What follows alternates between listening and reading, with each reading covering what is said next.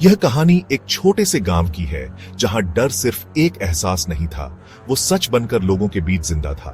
उस गांव में कई सालों से एक कहानी चल रही थी, a story of a terrifying creature, जिसे लोग मनानांगल कहते थे। मनानांगल आधा इंसान आधा राक्षस, एक ऐसा जीव जो अपनी भूख मिटाने के लिए रात को निकलता है। वो कोई आम शिकारी नहीं था।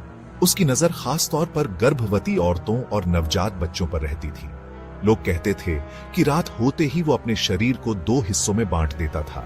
उसके पंख, पंजे और डरावनी लाल आंखें उसके ऊपरी हिस्से का हिस्सा थी, जबकि उसका निचला हिस्सा एक बेजान खोल की तरह जंगल में छूट जाता था।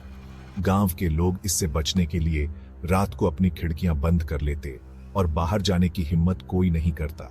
पर एक रात कुछ ऐसा हुआ जिसने इस डरावनी कहानी को सच साबित कर दिया। उस रात माया नाम की एक औरत अपने नवजात बच्चे के साथ सो रही थी। वो एक सामान्य रात थी, लेकिन हवा में अजीब सा ठंडापन था। माया को अचानक ऐसा महसूस हुआ जैसे कोई उसे देख रहा हो, पर उसने अपनी आंखें नहीं खोली। कुछ पल बाद उसकी खिड़की के पास से एक आवाज आई।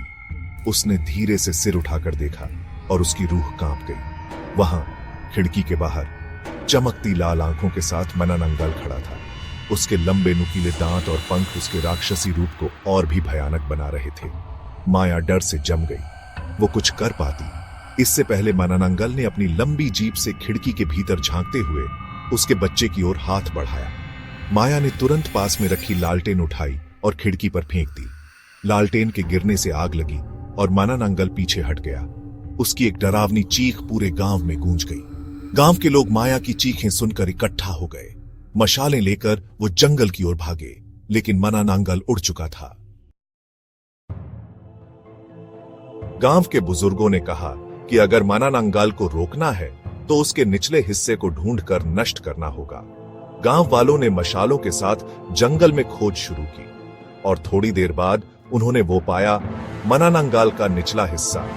उन्होंने तुरंत उस पर नमक और राख डाल दी और फिर उसे आग लगा दी। जंगल में गूंजती उसकी चीखों ने लोगों को यकीन दिला दिया कि उन्होंने सही काम किया है। लेकिन क्या सचमुच सब खत्म हो गया था? कहानी यहीं खत्म नहीं होती। लोग कहते हैं कि मनानांगल की आत्मा कभी नहीं मरती। अगर आप रात को खिड़की खुली छोड़ देते हैं तो शायद वो फिर से लौट आए। तो क्या आपकी खिड़की बंद है?